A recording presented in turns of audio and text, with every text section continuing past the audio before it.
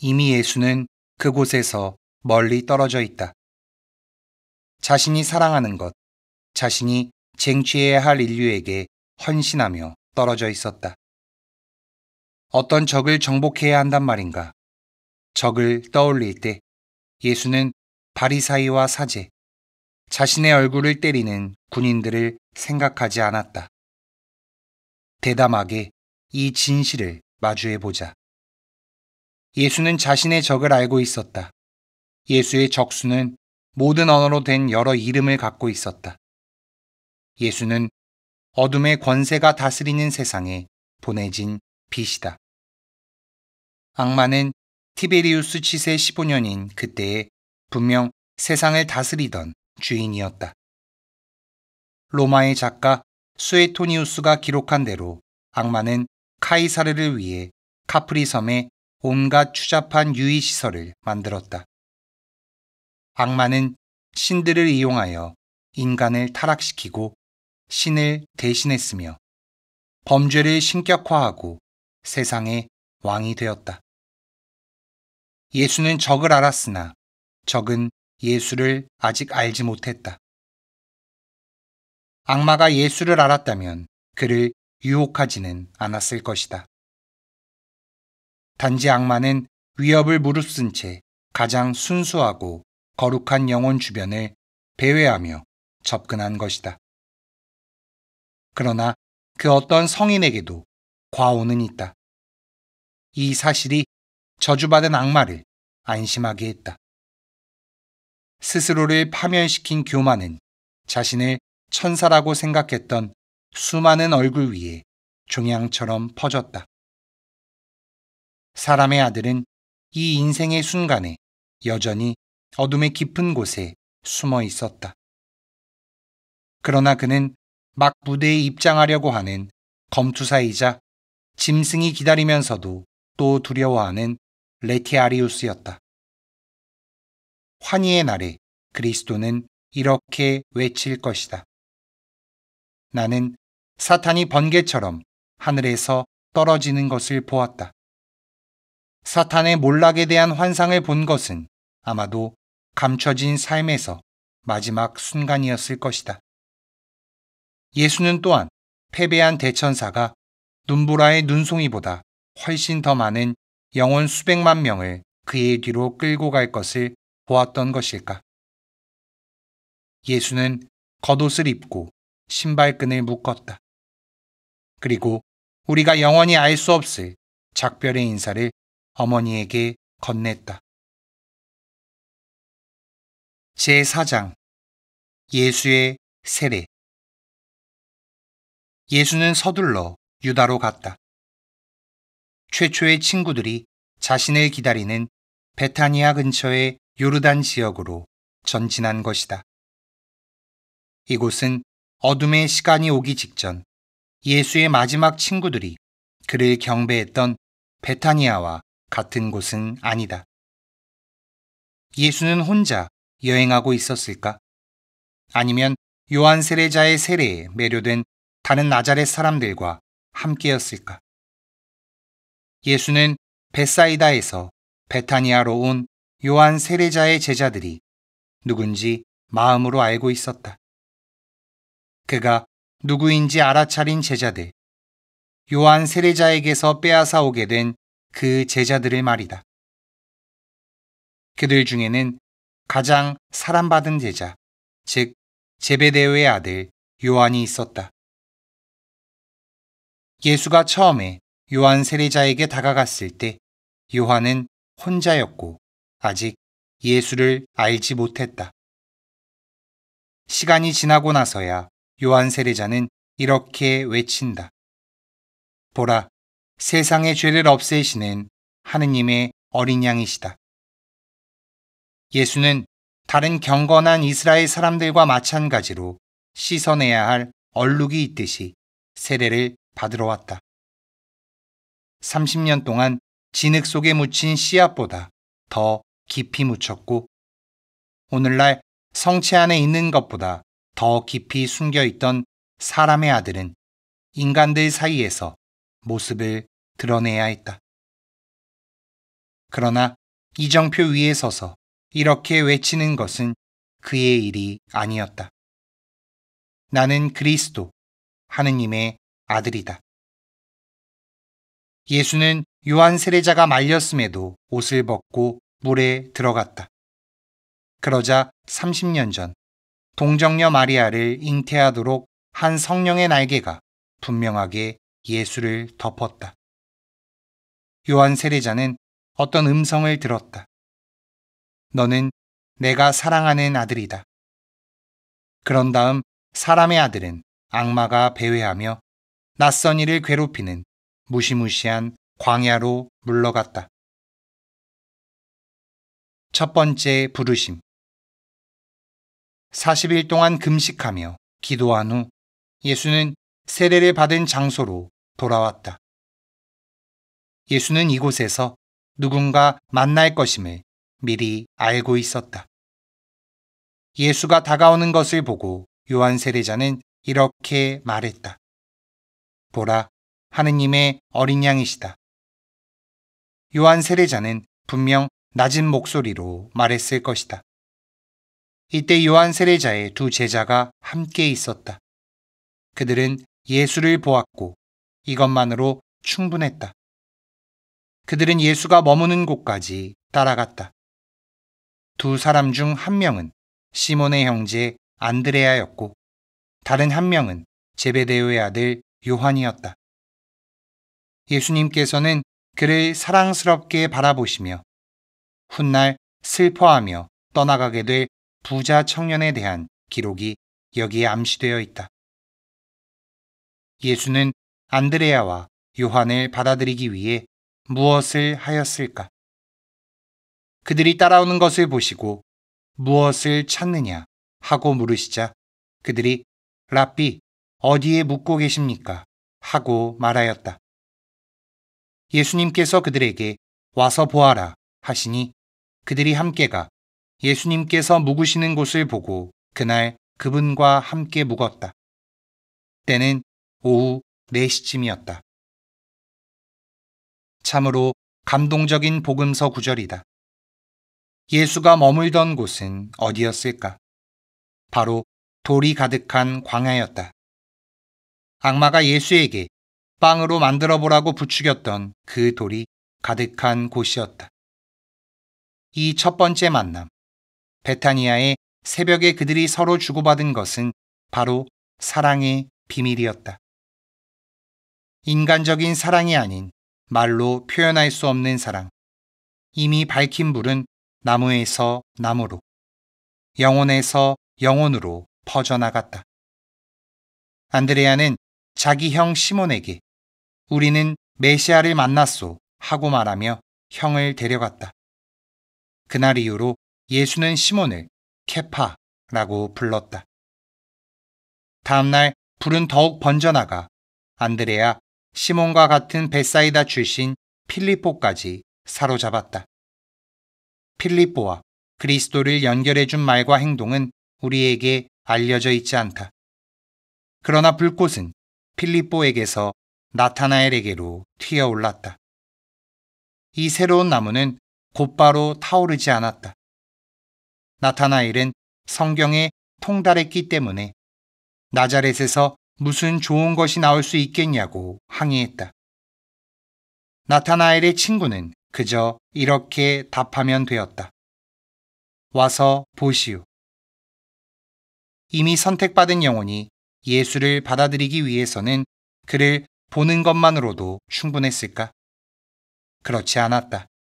예수는 나타나엘에게 표징을 보여주었는데 이는 훗날 사마리아 여인을 확신하게 하는 그 표징과 같았다. 저를 어떻게 아십니까? 나타나엘은 의심스럽게 물었다.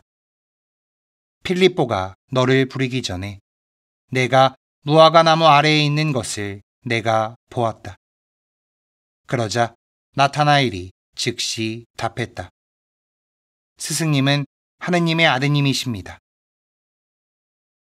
오늘날에도 우리가 주님 앞에 무릎을 꿇거나 성체를 향해 얼굴을 돌리며 자신의 죄를 고백하는 것처럼 말이다.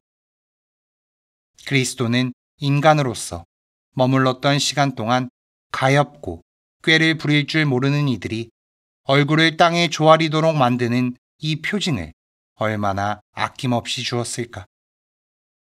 예수는 율법학자와 바리사이의 은밀한 생각에도 대답할 정도였다. 그러나 그들은 가슴을 치기는커녕 베엘제불의 교활한 술수만 볼 것이다. 나타나엘의 겸손한 믿음은 바리사이와 율법학자의 불신보다 더 큰 믿음으로 그리스도를 놀라게 하였다. 예수가 미소 지으며 이렇게 답했을 것이라고 상상할 수 있다. 내가 무화과 나무 아래에 있는 것을 보았다고 해서 나를 믿느냐? 앞으로 그보다 더 큰 일을 보게 될 것이다. 아마도 나타나엘과 이 만남이 있었을 때 예수는 40일 동안 금식하고 악마의 공격을 받았던 광야를 이미 떠났을 것이다. 예수는 아켈라이스와 스키토폴리스를 거쳐 요르단으로 거슬러 올라갔다. 그리고 티베리아스 호수와 요한 세례자에게서 막 빼앗은 제자들의 고향인 벳사이다에 이르렀다. 모든 것을 버려야 할 시간이 벌써 제자들에게 닥친 것은 아니었다. 제자들의 그물과 배가 그들을 조금 더 오래 머물게 할 것이다. 지금은 최초의 부르심일 뿐이다. 예수의 제자들을 향하여 요한 세례자의 주변 사람들에게 곧 나타날 일종의 적개심을 제외하고는 이 버려진 선지자가 품었을 마음을 우리에게 명확히 밝혀주는 것은 없다. 그러나 도둑처럼 갑자기 온 사람의 아들은 사랑하는 영혼을 빼앗은 뒤 그들을 고독에 내버려 두었다. 그리고 그들을 향해 얼굴을 돌리지 않았다. 예수의 은총은 그가 아들, 딸을 빼앗은 사람들의 은밀한 곳에서 작용했다. 예수가 건넨 위로는 우리에게 익숙한 것과는 다른 길을 통하여 흘러왔다. 예수에게 항의와 변명, 눈물보다 더 생소한 것은 없었다. 쇠퇴해가는 세월을 거쳐 우리는 이 온화하면서도 가차없는 유다인 남자에게로 가까이 가야 한다. 이 남자는 자신이 말한 대로 서로를 갈라서게 하기 위해 첫걸음부터 이에 열중했다. 그는 가장 소중한 동료를 빼앗긴 요한 세례자를 향한 하느님의 무관심한 태도를 보였다. 예수는 곧 지붕에서 이렇게 외칠 것이다. 평화가 아니라 칼을 주러 왔다. 예수는 가장 가까운 가족, 심지어 요한 세례자 같은 스승보다 자신을 선택하기를, 그리고 자신을 따르기 위해 이 모두를 버릴 것을 명령한 것이다. 제5장 카나. 예수는 새로운 제자들과 함께 요르단을 거쳐 티비리아스 호수에 도착했다. 예수는 광야에서 금식하며 악마와 싸웠기에 아직까지 안색이 창백했다. 한편 예수의 새로운 제자들 한 명은 이미 다른 제자들보다 더 사랑받던 제베데오의 아들 요한이었다. 그 밖에 안드레아, 시몬 베드로, 나타나엘이 있었다. 그들은 처음으로 그리스도가 세상에 소개한 드라마를 경험했다. 오늘날에도 예수의 이름이 영광을 받는 곳이면 어디에서나 상영되는 그 드라마, 소명, 부르심, 삶의 한복판에서 살면서 수많은 족쇄에 구속당하고 무엇보다 마음을 속박하는 혈연에 의해 붙잡힌 순결무구한 삶을 선고받은 가난한 이들의 고통. 그러나 호숫가에서 제자들은 오로지 그리스도와 함께 있는 행복을 누리고 있었다. 아무도 제자들과 그들을 끌어당기는 스승 사이에 있는 은총을 대신할 수 없었다. 예수는 제자들을 재촉하지 않았다. 가족과 시간을 보내고 또 일을 할 수 있는 시간을 주었다. 예수 또한 나자렛의 집에서 어머니와 다시 만났다. 그들은 모두 갈릴레아의 카나에서 열린 혼인잔치에 초대받아 그곳에서 만났다. 요한 복음사가는 그리스도가 제자들과 함께 혼인잔치에 갔음을 밝힌다. 식사 중에 예수가 마리아에게 아직 저의 때가 오지 않았습니다 하고 말했듯이 사도들이 모든 걸 다 버리고 예수를 따르기 바로 직전 갈릴레아로 돌아갔던 때로 이 시기를 배치해야 한다. 예수의 첫 번째 기적은 육체가 결합하는 성대한 잔치에서 이루어졌다. 포도주가 다 떨어져서 정결례에 쓰는 돌로 된 물독 6개에 든 물을 포도주로 바꾸는 결혼식 중에 일어난 기적이었다. 요한 복음사가는 당신의 영광을 드러내셨다. 그리하여 제자들은 예수님을 믿게 되었다 하고 기록했다. 그러므로 예수는 제자들을 위해 이 기적을 완성하였으며 제자들이 모든 것을 버리고 완전히 헌신하여 두 번째 부르심에 응답할 수 있도록 준비시키기 위해 이 기적을 행하였다. 또 마리아가 포도주가 없구나 하고 간청하였기 때문이기도 하다.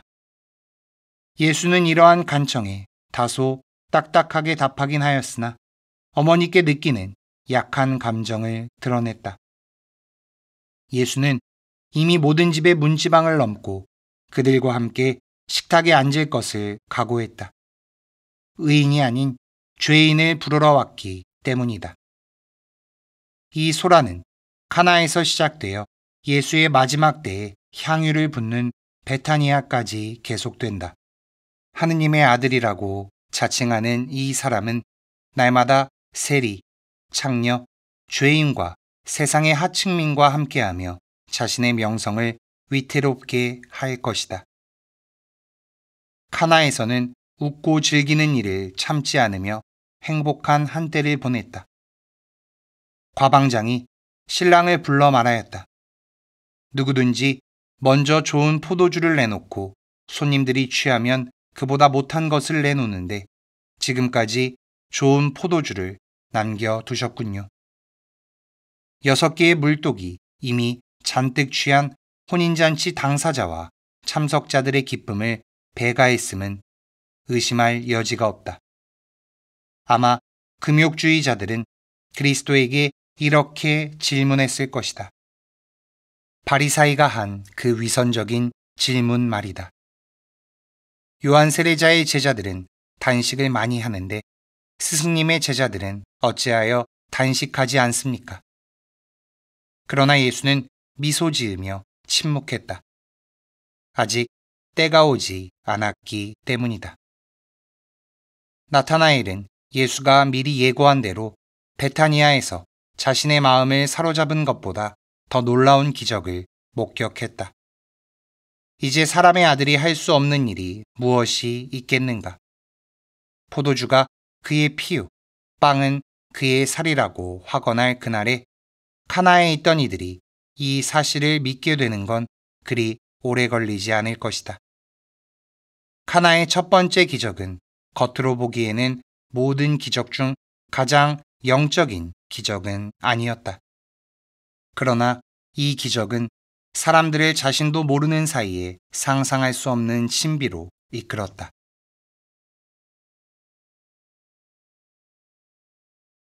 최종적인 부르심. 예수는 자신을 따르던 이들과 함께 카파르나움으로 향했다. 카파르나움은 시몬, 안드레아, 야고보, 요한이 다시 한번 자신들의 배와 그물을 발견한 곳이었다. 예수는 제자들에게 아주 잠시 동안 시간을 주었다. 그들은 더 이상 예수를 떠나지 못했다. 이미 자주 읽어왔던 이 이야기는 우리에게 너무나 간단해 보인다. 호숫가를 지나가다가 그들이 호수에 어망을 던지는 것을 본 예수는 이렇게 말했다. 나를 따라오너라. 내가 너희를 사람 낚는 어부로 만들겠다. 그러자 그들은 뒤돌아보지 않고 곧바로 모든 것을 버리고 예수를 따랐다. 사실 이 일은 예수의 능력에 대한 새로운 표징을 제자들에게 보여주지 않은 것은 아니었다. 이 단순한 영혼들을 가장 확실하게 충격을 빠뜨릴 모든 표징 중에 선택된 것이다. 우선 예수는 몰려드는 군중을 피하기 위해 그들의 배를 빌렸다. 시몬이 뭇에서 조금 저어 나갔고 선미에 앉은 예수는 물가에 모인 군중을 가르쳤다. 군중은 분명 예수를 열렬히 따르던 사람들이었을 것이다. 예수는 이미 여론을 분열하는 인물이었기 때문이다. 나자렛의 회당에서 예수가 해석한 예언은 사람들을 화나게 만들었다. 예수가 했다고 여기기 시작한 치유 기적에도 태어날 때부터 예수를 본 사람들은 목수 예수를 인정하지 않았다. 예수가 유다인 대신 이방인들이 선택받을 것이라고 암시함으로써 그들의 분노는 절정에 달했다.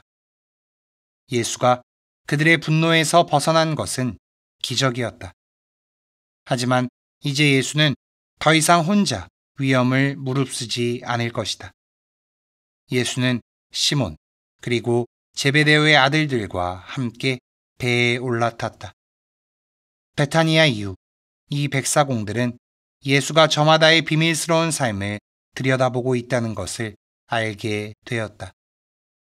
그들은 카나에서 일어난 기적을 눈으로 보았다. 예수는 열병에 걸린 시몬의 장모를 고쳐주었다. 이제 그들의 눈으로 보기에 가장 중요한 일이 남았다. 바로 원하는 만큼 물고기를 잡는 일이었다. 이것이 초인적인 일임을 알기 위해 이러한 대가가 치러진 것이다. 사실 그들은 밤새도록 일했지만 아무것도 잡지 못했다. 그러나 이제 시몬은 야고보와 요한에게 그물을 당기는 것을 도와달라고 요청해야 했다. 배 두 척에는 물고기로 가득 차서 배가 가라앉을 정도였다. 그러자 시몬은 무릎을 꿇었다. 오늘날에도 우리는 두려움 속에서 내가 저지른 죄의 더러움을 마주할 때 무릎을 꿇는다.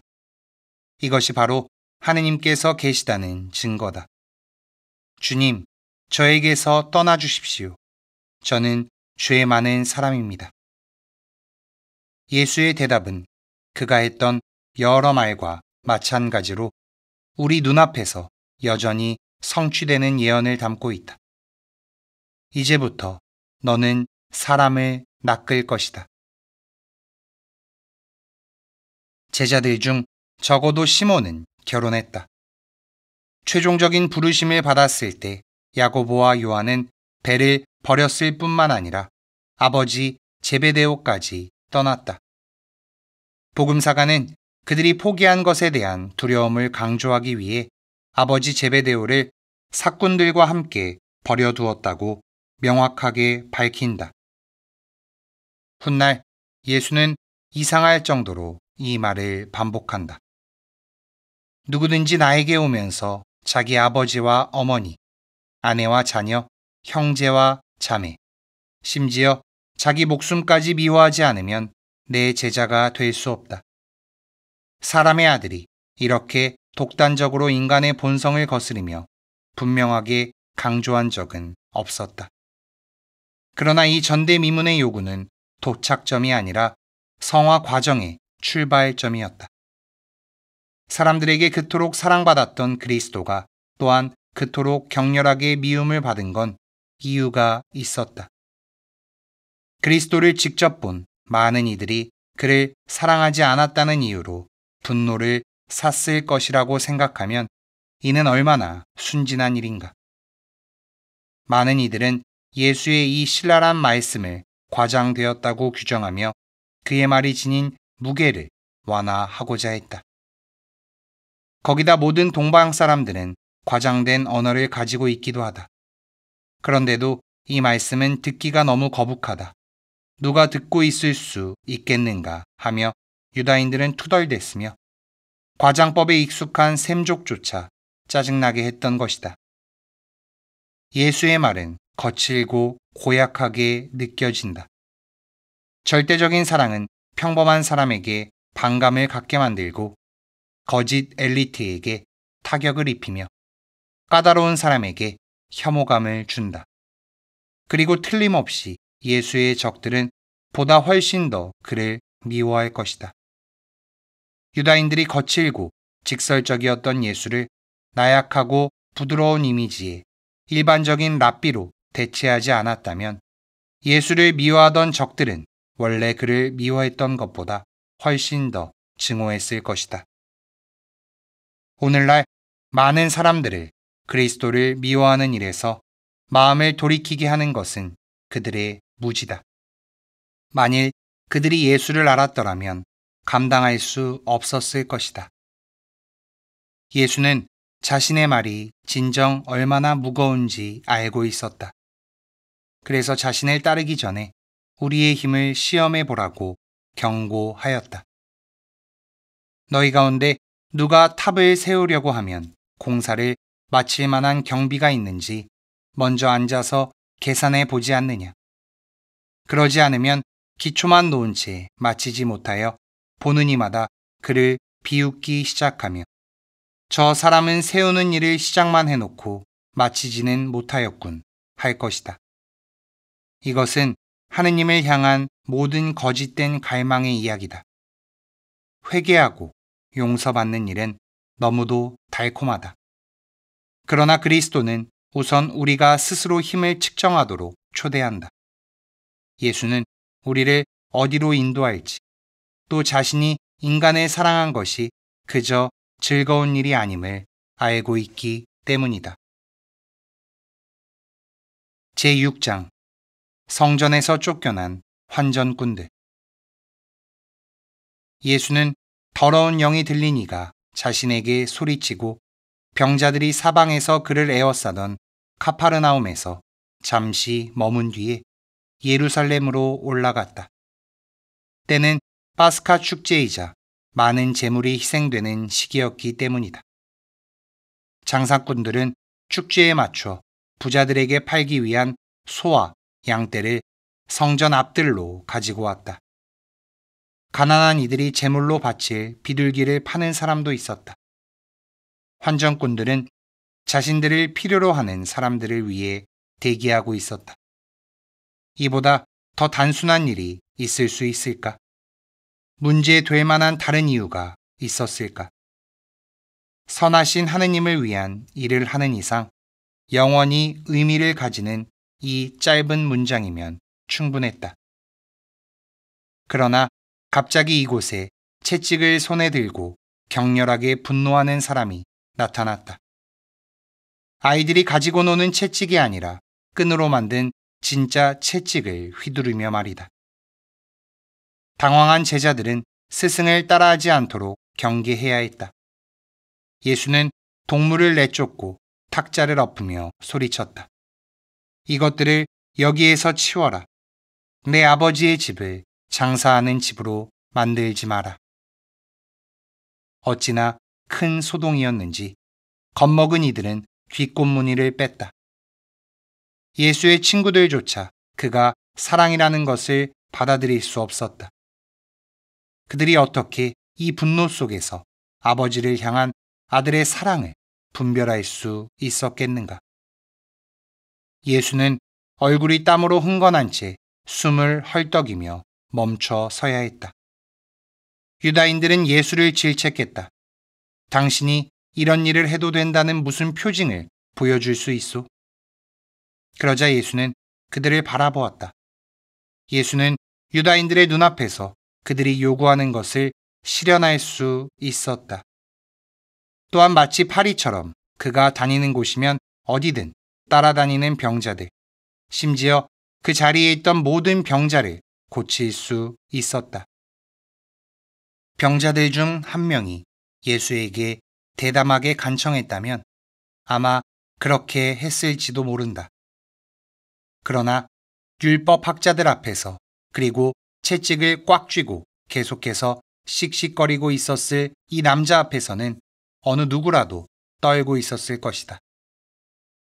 예수는 자신의 적인 바리사이, 율법학자 사제를 향해 몸을 돌렸다. 그리고 살짝 미소 지으며 이렇게 말했다. 이 성전을 허물어라.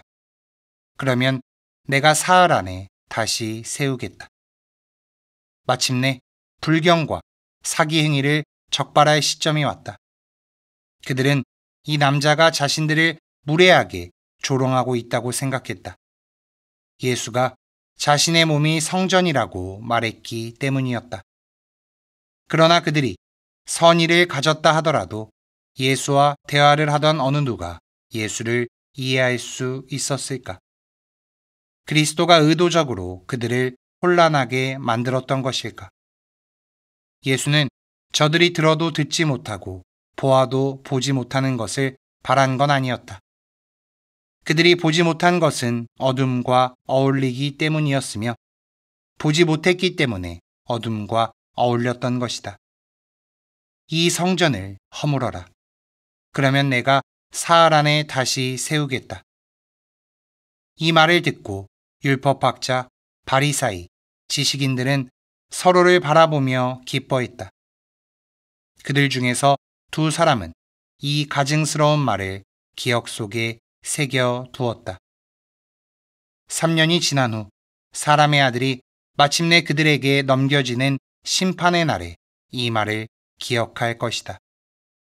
그리고 대사제 주위에 모여 압박하며 이 사기꾼을 대적할 증거를 찾을 때 이를 기억해낼 것이다. 어쩌면 예수는 손에 채찍을 쥐고 있던 잠깐 동안 이 두 사람이 이자가 나는 하느님의 성전을 허물고 사흘 안에 다시 세울 수 있다고 말하였습니다. 하고 고발하러 오는 그때 앞으로 닥칠 인생의 그 순간을 바라보고 있었을지 모른다. 어쩌면 예수는 이미 마음속으로 대사제의 질문을 들었는지 모른다. 당신은 아무런 대답도 하지 않소. 이 자들이 당신에게 불리한 증언을 하는데 어찌된 일이오.